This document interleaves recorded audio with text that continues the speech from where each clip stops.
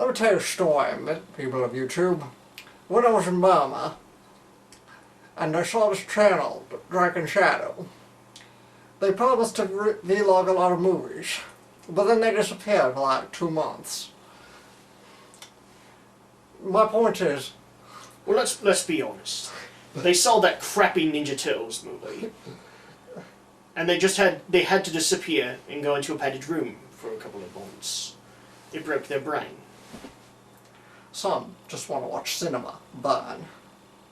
Welcome to Drak and Shadow, where we review movies for no adequately explained reason because Let's Play is in our name.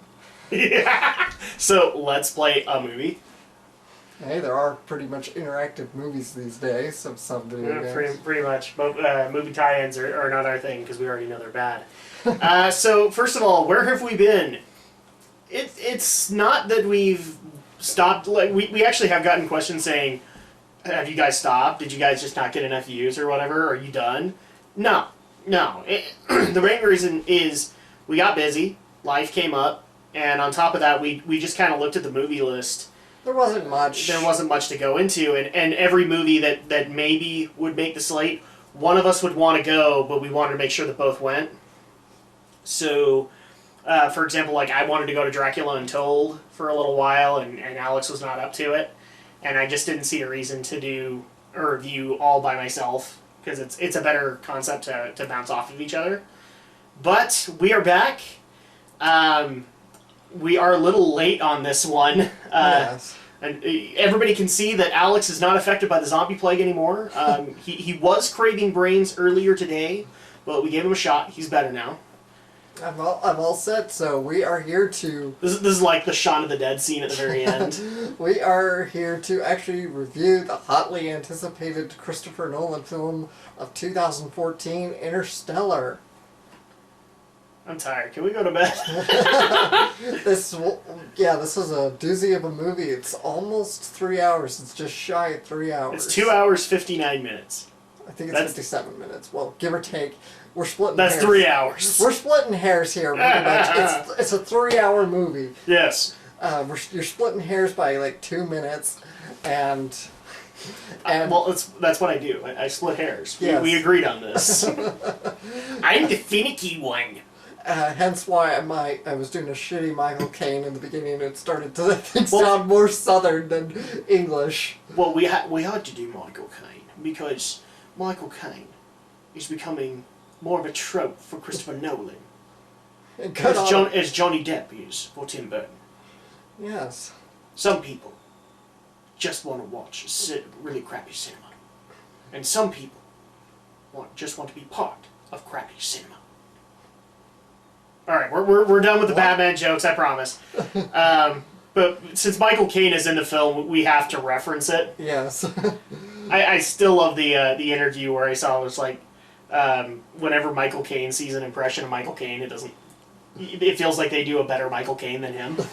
So, I love that little thing. So, first of all, let's go ahead and just kind of get to the meat of this. We do go over the entire movie, and for people who have not seen our previous reviews, first of all, go check them out. They're awesome. Second of all, spoilers ahead. We're going to spoil the crap out of this film, and if you haven't seen it, you really should see it before you get spoiled. All right? I think we're going to keep the spoiling down to a minimum, but you should go see this film. Yeah, if for anything, then to just give the big middle finger to the Screen Actors Guild to make them put this in some of the nominations. Yeah. We'll talk about that. And I like giving the big FU to the Screen Actors Guild. So, let's go ahead and get into the meat of the film. You've been warned. So this film stars Matthew McConaughey as Cooper. Did we ever get his first name? I don't think we did. It's just Mr. Cooper? I think it's just Cooper. Mr. Cooper, he goes by Coop, and we'll probably just refer to him as that, which makes me laugh because I'm a Mega Sucks Halar fan. And the main character's named Coop. He's a former... We aren't really led this to be sure that he was a solid team on NASA, but he was one of their test pilots. I think he was trying to get in and he didn't, is what they were trying to tell. Mm-hmm. Because he keeps on reliving his mission that got him out of NASA, where he took a rocket as high as the stratosphere and then crashed. And so he was unceremoniously booted from the NASA staff. And at this point, we're also being introduced to this whole weird concept of like a documentary being filmed, which we'll get into a little bit later because it feels kind of disjointed with how the film actually tries to put itself together. But we know that Earth is not in good straits, which is interesting because this is like the first... I'm going to blow everybody's mind right now. This is the first post-apocalyptic film in like 10 years that hasn't had zombies. I know, it's amazing, right? Mind blown. You almost thought like post-apocalyptic and zombie went together, and you didn't have to have that. I mean, you could do a Mad Max-esque story. Yeah. But before we cut into Spoonie's Beyond Thunderdome count, so we don't know too much of what is happening. They're very vague about it until a little bit further in. We know that now dirt is constantly flying through the air. When they get up in the morning, like everything's covered in this thick layer of dust or dirt. Yes, it's like the Dust Bowl from the 30s, only in the present pretty much, and it's pretty much permanent now. And then also the other thing that we're getting used to is that we're out in farm country, and if people are trying to grow anything other than corn, it is not working out. So you see like farms being burned in the distance. People are going to hate me for bringing this up, but it kind of had a real Atlas Shrugged kind of feel where things are starting to run themselves down, but they aren't necessarily run down yet. So for example, I think it was a neighbor's field that they were saying in the movie was trying to grow okra, and it didn't work, and it just died because of this new problem. And they're also worrying that corn would be the next thing that would happen, and everybody's just having to grow corn, which is also causing kind of a food food shortage in the world, and so farmers are kind of in mass demand. Hence why Coop has done farming, except he's kind of a unique one since he worked for NASA. He's got that genius intellect, and so he's trying to automate a lot of his farming, and that was actually kind of cool. He automated some of the combines and all that to run on their own and run remotely. And then we are introduced to his family, and appropriately enough, and we're going to refer to this a lot because this really does feel like Christopher Nolan's homage to Stanley Kubrick. And one of the big ones that's kind of a hint to it is John Lithgow, who plays... I don't think they clearly said this, but it sounded like he played Matthew McConaughey, or Coop's wife's dad. So his father-in-law. Yeah, father-in-law, because he wasn't a father, because I think he even said, my daughter. And so I was like, okay, so he's the father-in-law. And then we have his two kids, Tom and Murphy, or Murph. She's called Murph, and I kind of laughed a couple of times because I'm like, he said Nerf. Because that's what I heard. But you can tell that his kids are smart, okay? But the oldest one, Tom, he likes farming. He gets what that is, and that's where he wants to go. Where, Coop originally went to NASA, and so he was a smart guy. Murph is more like her dad, in the fact that she's got that genius IQ, and so Coop likes to indulge it. One of the best scenes, at least for me in the movie, was where, two scenes, where basically they kind of admit that Murph is smarter than her teachers, subtly, and where the teachers think of that as a problem, Coop does not, and it's funny. He's sitting there getting mad at them because they're trying to the people he's talking to are trying to dumb down education. I'm not going to beat around the bush. It's absolutely stupid. Where since he works at NASA, or he worked at NASA, he gave Murph a little textbook about the moon landing, and literally we had like this school district representative. It's just a teacher, actually. Or just a teacher. Was it Murph's teacher? It was her teacher. Where she's just like, "Oh, you silly flat earther! We all know that the moon landing was faked and done in a sound stage." And and here's the thing to the people who are that. Sorry, I'm not in your camp. But I liked Matthew McConaughey's response, which was, what am I going to do to punish her? Well, there's a ball game on the weekend, and there will be popcorn and hot dogs and. There were hot dogs, actually. Or did he not say hot dogs? No. Candy and soda. Popcorn and candy and soda and yeah. I'm gonna take her to that. It's like, and then just what coupled that even better was he's suddenly walking out kind of in trouble, and he opens up the door. He's like, "So I got you suspended." Awesome! I'd want to be suspended from the school district because I'd be really frightened for my children's education. This is a school district that would encourage me to homeschool. I'm not kidding about that. Yeah. So this is kind of how the film sits for like 20 minutes, where we're learning that the conditions on the planet Earth are not good, and they're getting worse. But nobody really understands why until throughout the film we have these moments in Murph's room where she goes to her bookshelf and there's these weird things happening around it, kind of M. Night Shyamalan Ding Dong stuff happening around it, and nobody gets it. But everybody's making fun of Murph, saying it's ghosts. Well, when they actually have a disturbance in all the automated stuff that Coop has created, he starts looking into it further.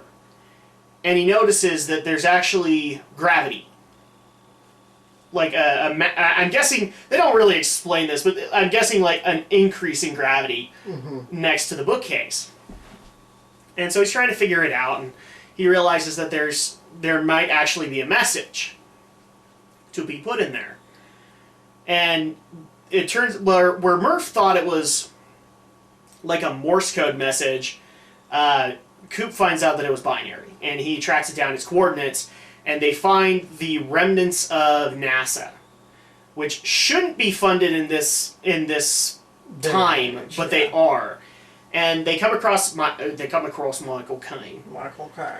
Who is the director of NASA, because that's what he does. Professor Brand, who actually Coop knew, and Professor Brand liked him. So, well, actually, and before that, we are introduced to TARS.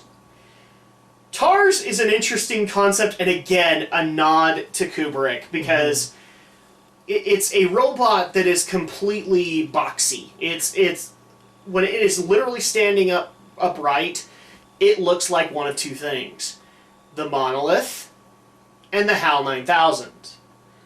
Which is kind of funny because we find out later that TARS has humor algorithms put into him, and I'm kind of surprised they didn't go for the obvious joke of, "I can't let you do that, Coop." But they didn't. That was kind of sad. And we find out that basically what is happening with the Earth, and again, this is weird sci-fi explanation, so for the people who want to nitpick it and say, no, this couldn't possibly happen, this was one of those times to check your brain at the door. Where basically we're finding out that the atmosphere is slowly filling up with nitrogen, and humans can't breathe nitrogen. In fact, most human life can't.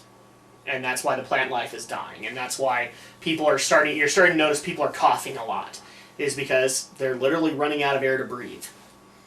And so Michael Caine's, or Dr. Brand, and his daughter, Dr. Brand, played by Anne Hathaway, yet another Nolan trope, are trying to figure out how to solve this problem. And the way that they found to try and solve it is to possibly move the Earth's population to another planet. But they need to find a habitable planet. And it just so happens that they now noticed a space-time anomaly, or a wormhole. Stargate fans, woohoo! I think it was in orbit of Saturn, or it was just close to Saturn. Yeah. And since Coop is actually at least in this concept, the last best pilot that they have, even though he did crash the plane, he has the most experience out of everybody else because everybody else has only seen a simulator.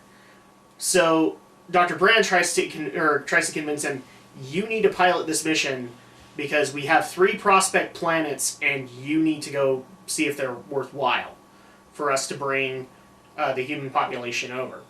That's plan A, to bring the human population to this planet. There's also a plan B where basically we have a bunch of fertilized eggs to be able to repopulate another planet. Again, check your brain at the door, because I was like, okay, how are you going to make that work? So they start up on the mission, and we're slowly introduced to this one concept. First of all, that if Coop goes on this mission, there is a possibility he may not come back. And if he comes back, it's going to be years. Years upon years. Mm-hmm. I mean, it could not be the same world. And Murphy's not happy about that, because she loves her dad. And this is kind of the overall theme of the story, the love between father and daughter. Because Tom is not really focused too much on. In fact, he's got no problem with Coop leaving, because he knows where he's going to go in life.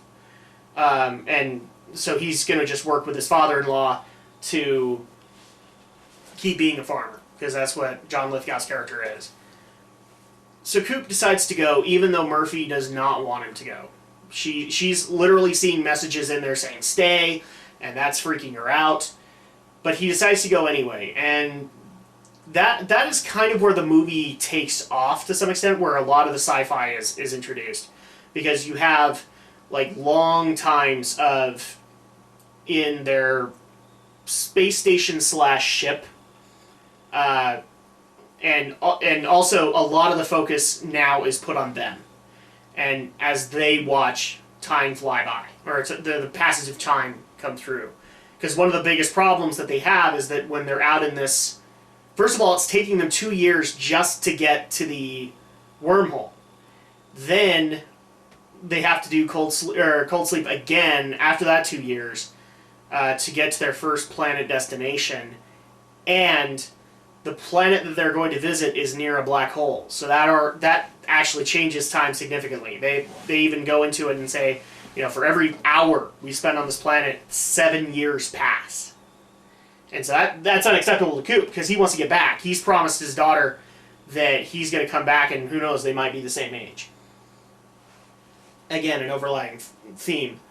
So we go down to the planet, and it is, I think they basically tried to point it out as a water planet. It was all ocean. And the gravity distortions of the black hole are actually creating these huge tidal waves. So, unfortunately, this planet isn't working out. And they, unfortunately, lose a red shirt. I'm sorry, that's what that character was, is a red shirt. Yeah, they lose a member of their crew because... I find it appropriate that it was the guy who played Seneca Crane from Hunger Games. Wow, dude, you're just proving yourself to be even more expendable. So that is kind of a botch, so they decided to start going to the second planet. This one's a little farther off, and it has a little bit more of a possibility that there will be life, at least from what the beacons are telling. Here's the thing. Everybody's being told via beacon that that it's an okay signal, which a beacon doesn't tell you anything. It just beeps. Yeah, it's a 50-50 shot, and so you have to try it out.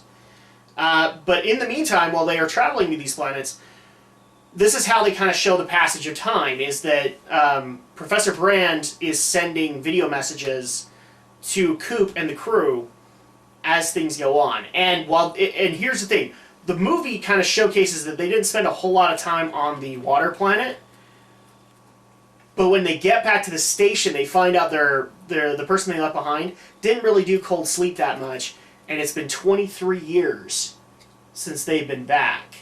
So, like, what may have looked like kind of a 40-minute segment 23 years.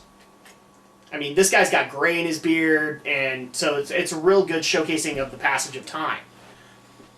The other part is the vidmails.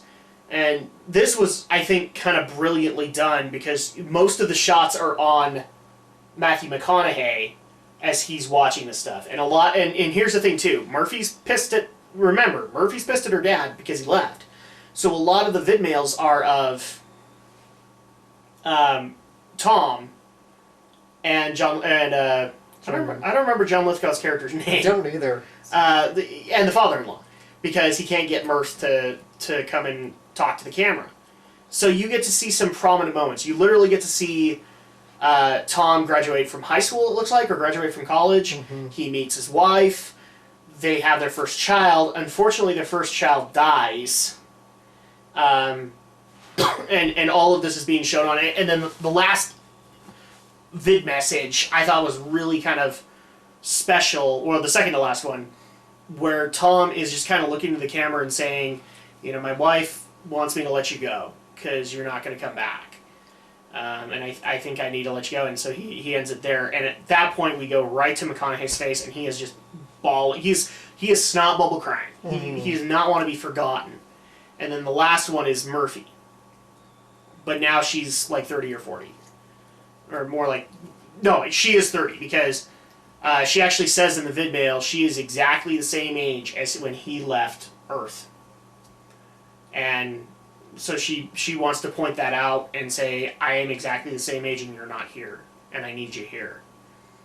We then cut to the concept that since Murphy's so smart, Professor Brand decided to take her under his wing, and now she's working on the equations that Professor Brand was working on to get Plan A to work, because we all want Plan A to work.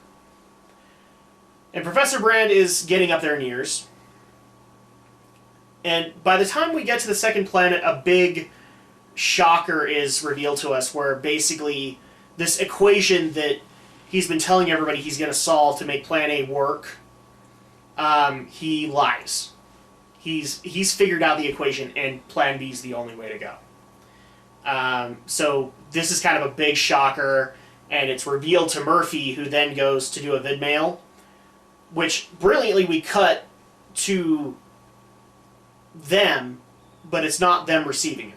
It actually takes some time for them to receive that vidmail. To that, we are now going to the planet Hoth. Yes, because it's a nice or just planet. Outside of the Mines of Moria, where we meet up with Matt Damon. If we forgot to mention, there were other researchers who were stationed on these planets. And Professor Mann, who worked closely with Professor Brand and is played by Matt Damon. He's the guy they're going to go see. Matt Damon. Proving that whether you're acting or not, you can still be a ginormous dick. Because that's all that character was. We find out that Mann is very much into the, we must do this for the mission, and Coop is not. Coop wants to get home. And long story short, Mann actually tries to murder Coop, get back to the ship, and resume the mission, because where he's been sending OK signals saying this planet is habitable, no, it's not. And you kind of get the feeling right when you get there, because it's all ice. Like, how is this habitable? Mm-hmm. And he keeps on saying, no, we're like at the Mount Everest of the planet. Everything below is habitable. Until Coop wants to go see it. And then he tries to murder it. Then he tries to take over the ship, destroying the ship to some extent, and himself in the process.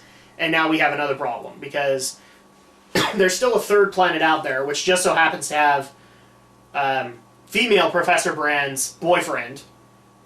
And they only have enough fuel to make one trip. And obviously Coop wants to go home. So at that point, Coop decides, alright, well, we're going to use this black hole to our advantage now, and we're going to use it to slingshot us to the various planets.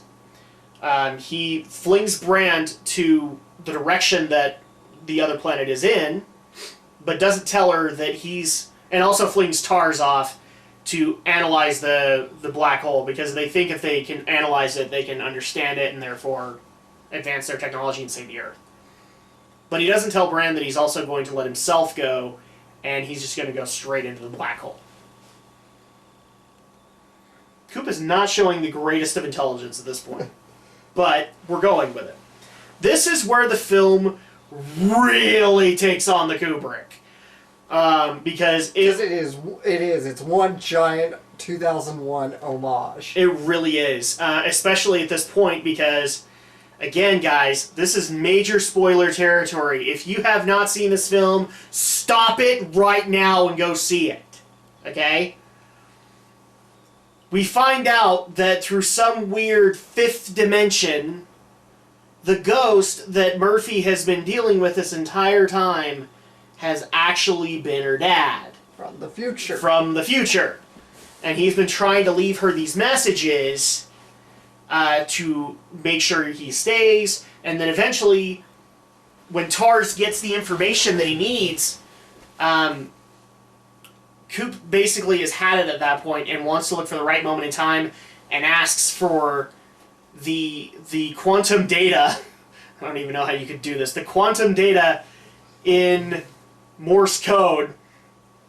Again, check your brain at the door. I don't know how you do quantum data in dots and dashes, but he did it, and he actually channels it into a watch that he gave Murphy. She notices this at the very end, and is just like, oh my gosh, I didn't notice this before, even though she's had the watch for so many years. We are then cut out to basically that fifth dimension kind of folds in on itself, and we wake up in a hospital bed, and Coop is in this hospital bed, and he's being told that he's 124 years old. To which at that point he's freaking out because he's like, everybody I know has died and all that. And he wants to know what, where he is and what he's doing. And it turns out that when he opens up the window, he's not on Earth. He's in a space colony, basically. Which is really cool, actually. Yeah. I especially liked how they expressed it, because they're playing baseball outside, and the kid hits it high enough that I guess it goes through the gravitational pull and lands in some dude's house above them. That was really cool. Yes. I almost expected to see a guy walk out of the house going, "You nerd kids!" Because that would have been great. See, That would have been Gundam for me, alright? Because the way the colony's situated there, it's like rotating. It's rotating, yes, to make artificial gravity. Yes. And it's just hilarious. Because Dude, as a giant robot fan, this was my Gundam moment. It really was, because I was like, we made colonies! Can we make mobile suits now? We made the plants. We made the plants. Yes, we did. Well, more like just the space colonies. And then we also find out that in order to preserve the promise, Murphy has been keeping herself in cold sleep to meet with Coop. And so we have this really touching moment where we roughly have... And here's the thing, Murphy is the sole... We also find out that Murphy is kind of the sole reason all this technology exists. Like, we find a bunch of stuff based on kind of the Professor Brand technology, and Murphy's responsible for it all. She's kind of like the... I hate to use this reference because a lot of people aren't going to know it, but like to the Star Trek fans, she's kind of the Zefram Cochrane of this universe. She's the guy, or she's the person that has made all of it possible. And so we have a really touching moment in the hospital where I think it was Ellen Durston is playing the 124-year-old Murphy. And at that point, we have this really touching reunion, but we also know that Murphy looks like she's on her deathbed. She's being surrounded by her family, and but she really just wanted to have this moment. And she was very thankful she was able to see her dad. This is when they kind of share to each other, "I was your ghost, I know," and then she actually forces him out of the room, and he's like, "Why?" Because no parent should ever deserve to watch the death of their child. But at this point, Coop doesn't know what he's going to do. He doesn't want to stay in this colony. He doesn't want complacency again, just kind of like the beginning of the film where he didn't want complacency in being a farmer. And so he's like, well, where do I go? What do I do? And at that point, Murphy just kind of looks him in the eye and says, Brand, you've got to go rescue Brand. So at that point, he steals one of their spaceships and is on his way to go save Brand, and that's where the movie decides to cut out. And so that is 3 hours of film In a nutshell. in a nutshell. We have condensed a lot of it. This is why we're saying, A, go see it, because don't spoil yourself on this one. Go and see it. I have talked for forever, though, so Alex, take over. What did you think of the film? My God, this was... We might have to take this one apart. This is really just is one hell of a movie, and it's so hard for me to even sum up words for it right now. It's just... It is one of those movies you sit back and you think... It makes you think, which is good. This is really an intellectual film, and I think this is truly one of the smartest films we've had quite a while. Which, I mean, considering it was Christopher Nolan... Yeah, it's very much a Nolan film, I can tell that. And technically, it's amazing, it's impressive. There's a lot of real model shots in this, as much as there's CGI. Yeah. The sound is...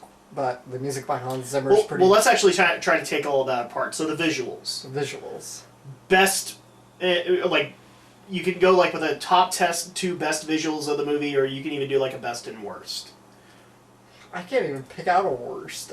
Just the whole visuals of this film is amazing. And I absolutely was crazy about Gravity last year for those visuals, and those visuals were dazzling. And this movie just does the same. It's gonna dazzle you with a lot of great visuals. Uses a lot of real, like I said, a lot of real model shots are used in this. Yeah. Kind of a lost art, modeling, but... Well, again, this is kind of the homage to the Kubrick, so... Yes. For me, the visuals were really... They were both good and bad. And here's the thing, I'm not going to knock them. They were really good in the fact that they gave you a real otherworldly feel. And here's the thing, guys. A majority of the CG is done from space on. And so it leaves a whole lot for people to imagine. And I think that's what Nolan was going for, is just trying to let your imagination soar. Because, we got onto a water planet. When we're going to the ice planet, we literally hit a frozen cloud, and it's just like, wow, clouds freeze? That's an awesome concept, and I think Nolan did really well in the fact that he tried to take these new worlds and make them feel as alien as he could possibly feel, or as they could possibly feel. So, that being said, the one thing that kind of threw me off with some of the visuals was, especially in the Kubrick, because, look, I get the importance of the Kubrick. One of my most favorite moments in cinema is both the Kubrick as well as the Willy Wonka tunnel, because that looks really, really good, and it takes you out of the logic of the film, and that's a really good thing.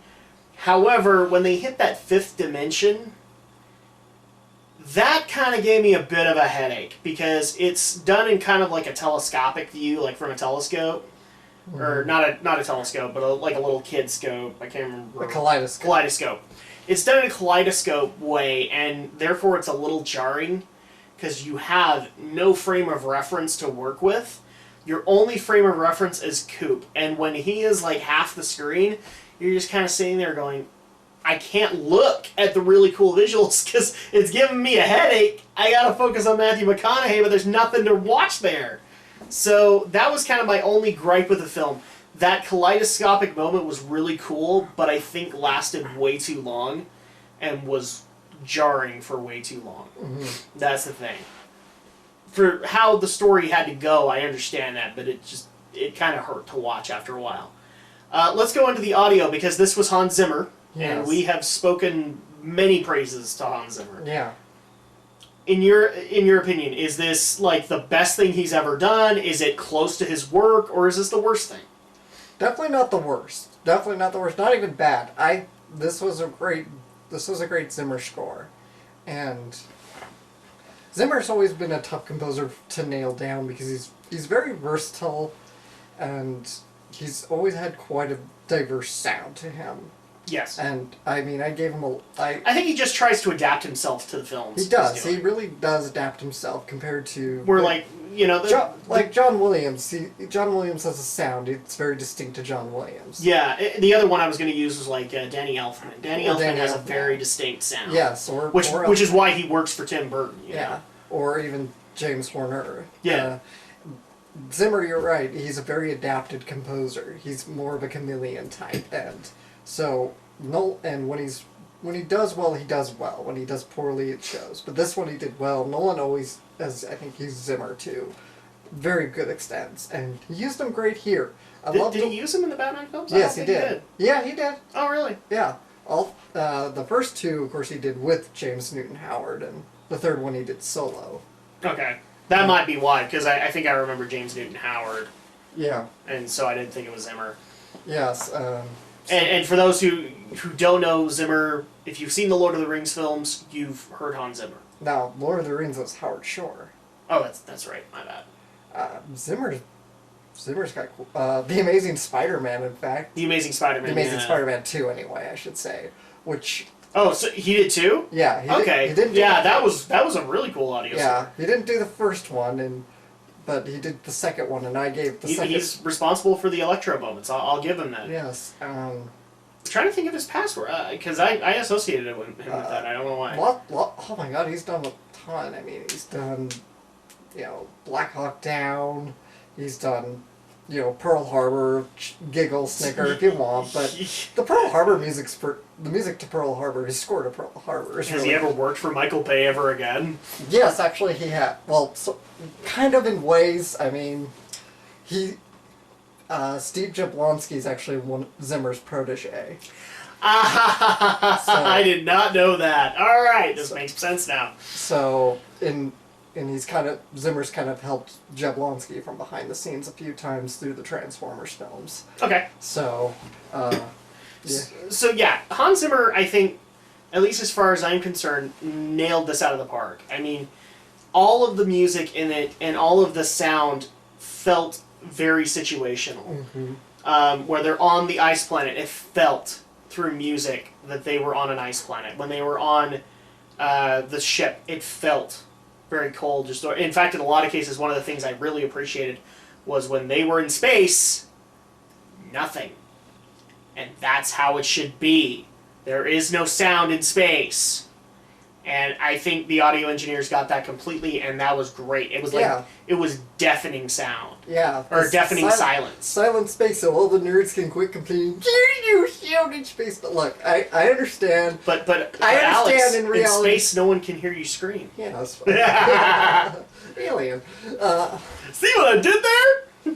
Right. Yeah, but let's admit, Star Wars would be very, very boring if there was no sounds in space in the Star Wars. I totally agree. Or Star Trek. If you're trying to go for realism, absolutely no sound in space. And, yes. And Gravity did that too last year. Gravity didn't do sound in space. And that's a good thing because it's realism. Yes. Okay, that's how we envision space. Yes. Why you don't have to do that in Star Trek and Star Wars is that they are kind of based in the future. So at that point, we can kind of let our brain take that leap. Not so much the future excuse, but more their fantasy films. Also their fantasy. The other thing too is like when we associate, and this is another thing they did really, really well with the sound. When they're in the spacesuits, what do you hear constantly? Muffled sounds. Breathing. Breathing, yes. You hear breathing all the time. That is the only sound that you're getting out in space because that's the experience. So I appreciate that that's what they did with it. We can't really go. Let's go into best actor. Like you can even do like a top 10, or you can even point out your worst actor. Okay. As far as best, McConaughey nailed his role. Yes. Michael Caine was great. I think Michael Caine had a really great moment where he kind of reveals the lie. Yeah. with Murphy. That was kind of a prominent moment and very, very Michael Caine. So Very Michael Caine, yes. yes. Anne Hathaway was pretty darn good too. I actually was a little disappointed. I thought she should have gotten a little bit more screen time, and she didn't. I don't know why, but because there were a lot of prominent moments that they could have done more with her. I almost expected for them to do the romance subplot with her and Matthew McConaughey. I'm kind of glad they didn't. Yeah, that was a nice avoidance. Yeah, that was a good choice. So anybody else that you want to pull out, or You're right, Matt Damon is an asshole in this movie. he's an asshole in every movie I've seen him in, and I've seen a good portion of them. For the Matt Damon fans, I'm sorry, but he's always come across as this uber jerk to me. When he's acting, when he's being interviewed, he just comes off as this uber a-hole, which is one of those things that I try to explain in my head. I'm like, I like Ben Affleck.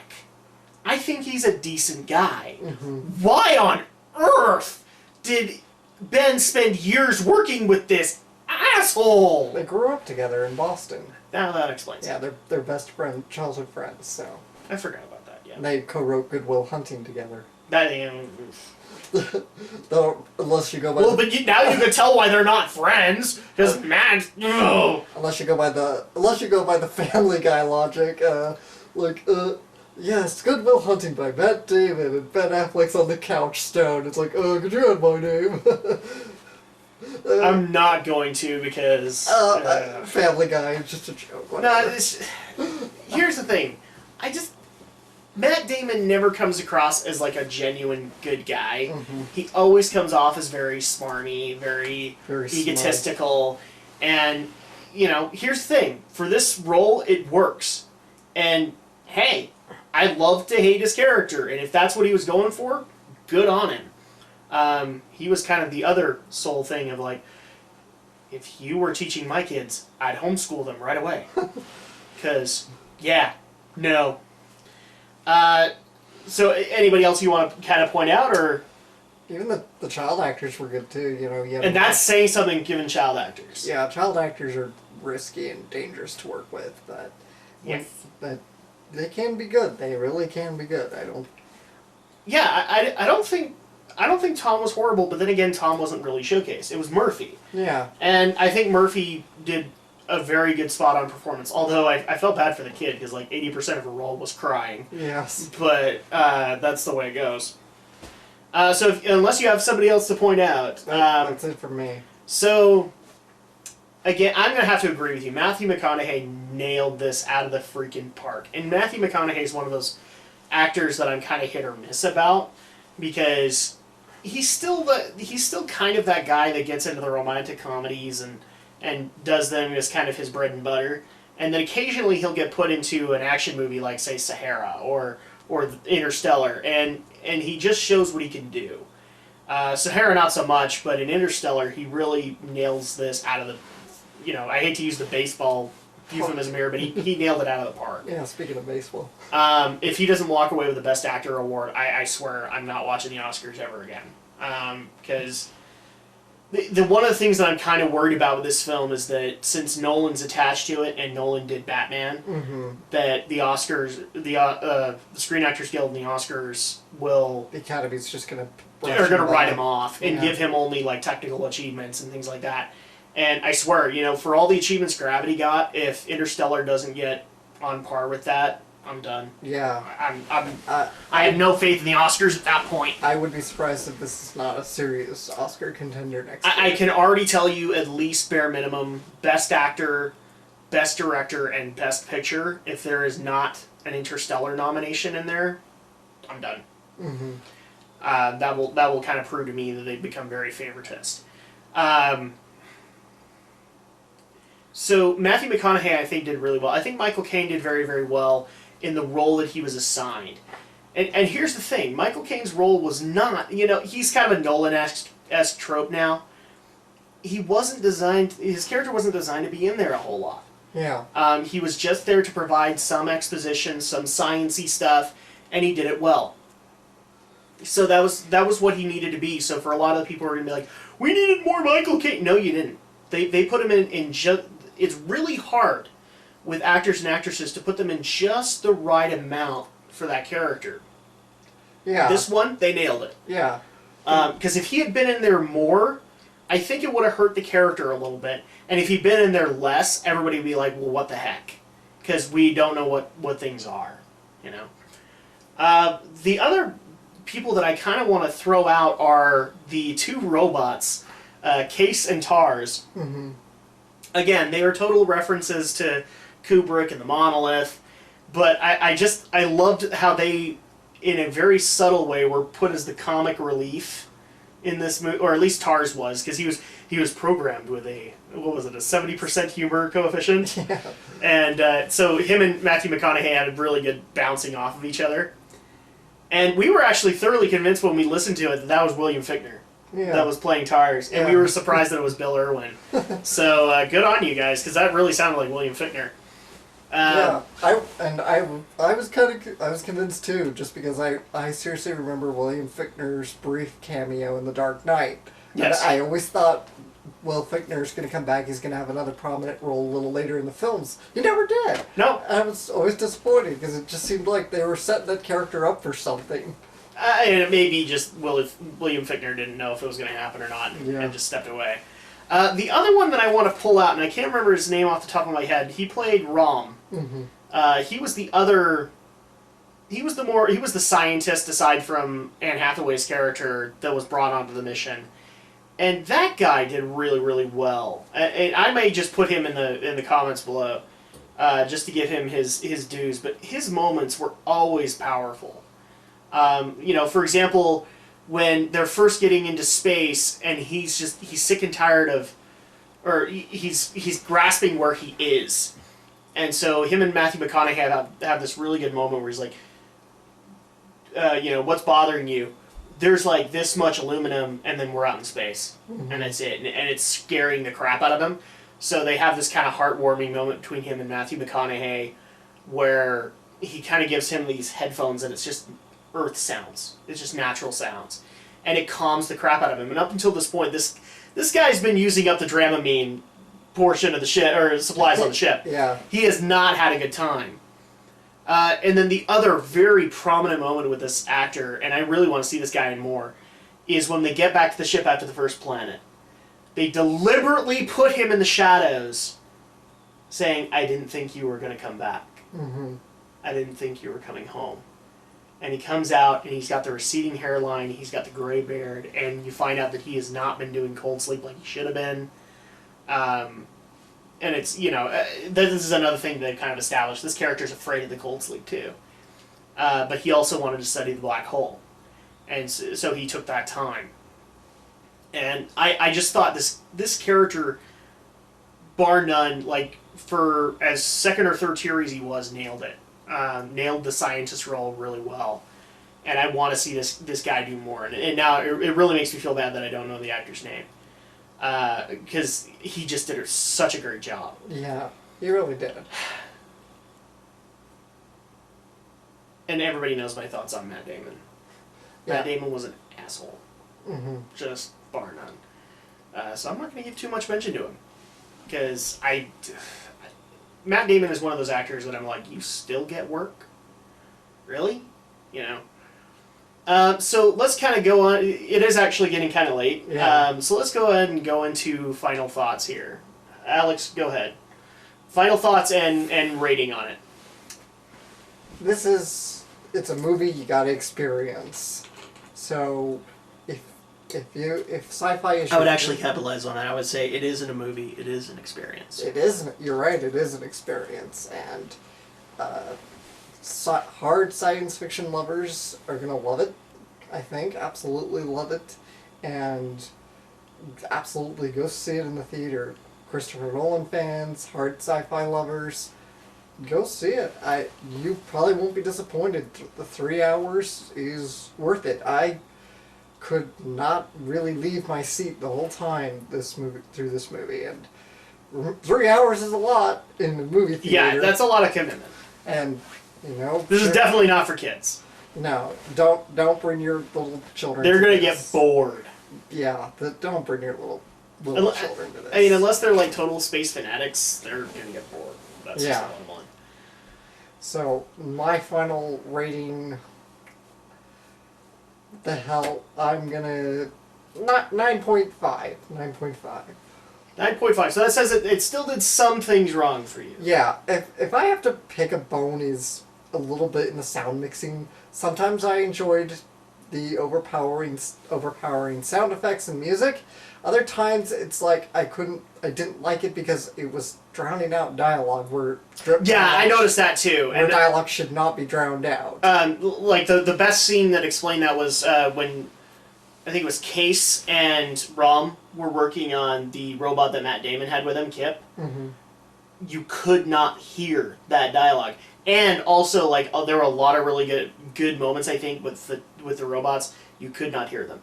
Yeah. And that was sad because, and Michael where Tars had kind of the rep for being a sarcastic robot, you wanted to hear what he had to say. Yeah. And the professor's deathbed confession. Yeah, that got you pissed off at him, didn't it? Yeah. I mean, that's how that scene was supposed to go. That he basically sentenced a bunch of people to their deaths. Mm-hmm. But you hate Michael Caine. I don't hate Michael Caine. You just hate this character. Just his character.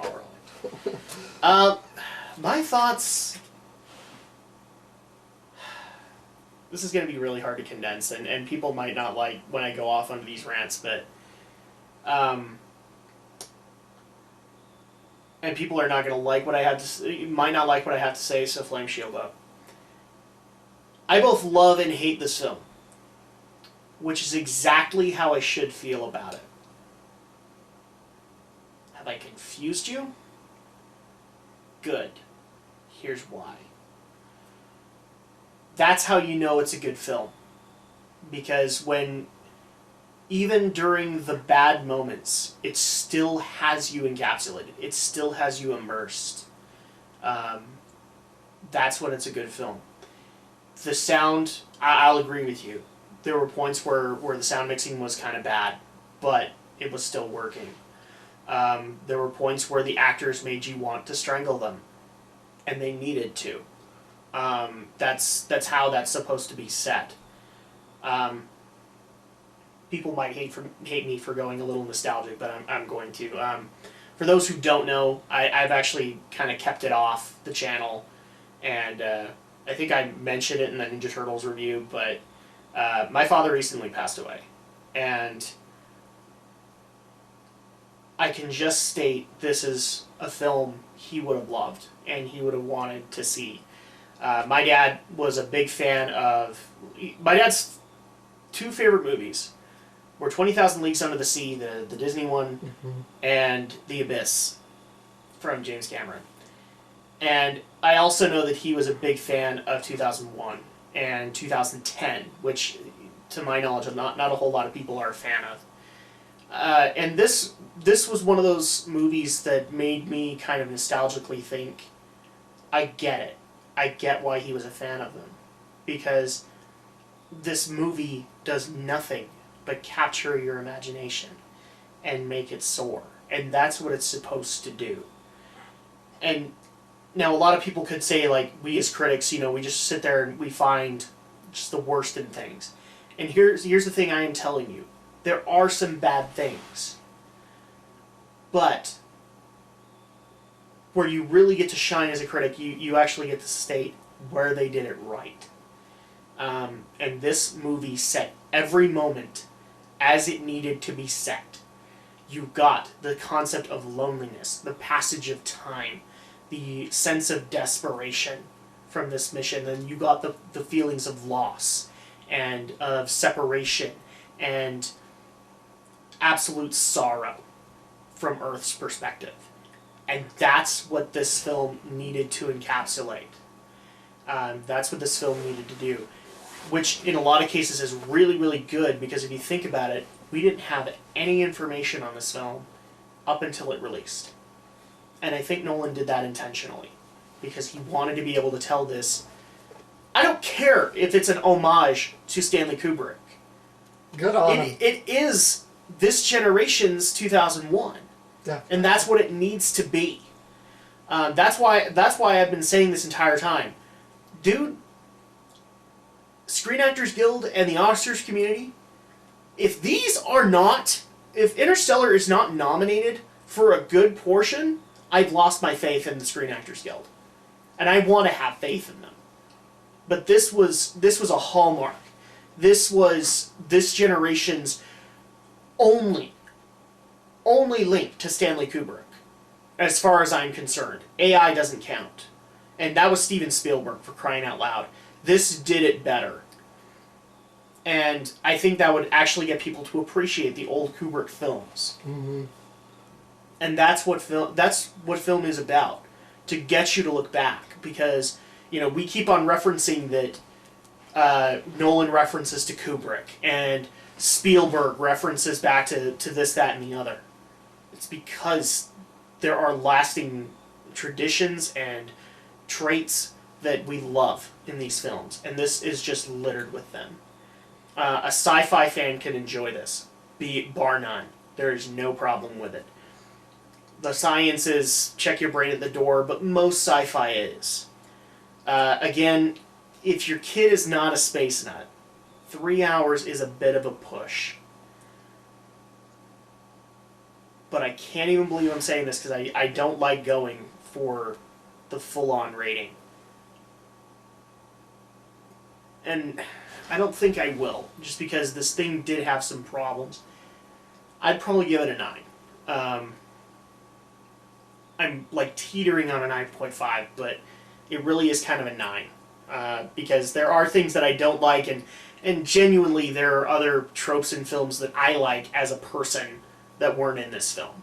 But nonetheless, it is a good film. Film students should be doing reports on this thing. Definitely. It was that good.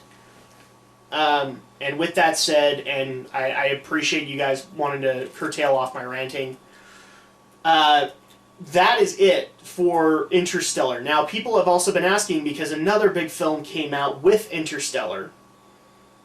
Have we seen it yet, or are we going to review it? And that is Big Hero 6 from Pixar. And that actually is going to be our next review. Actually, isn't that... I think it's just Disney, isn't it? Just Walt Disney It could Studios? be Disney Animation Studios. Yeah. In fact, I'm pretty sure it is. Because we just barely found out that apparently Pixar's working on Toy Story 4. Nice one. So that is going to be our next big film, Big Hero 6. So people can look forward to that in the coming week. We are not going to get to it right away because there's a lot of crap going on this week. In fact, Drak and Shadow fans will be very happy because a very big event is happening in a couple of days from now, and you guys will want to see that. But I think that it's come time to end this review. You guys will see us for the next couple of months as we tackle the winter movies. And I think we're going to try and tackle some winter and spring movies like we did before. But in the meantime, we are Drak and Shadow, and this has been Interstellar. With Michael Caine. With Michael Caine. It really makes me want to do by Morgan Freeman. Just so we can have the full Batman experience. Come on, talk like Michael Caine. Michael. Maybe Morgan Freeman. Or Michael. Or do you want me to be Michael Caine? We have to have both Michael Caine and Morgan Freeman, well, because they were the real reasons anybody liked the Batman movies.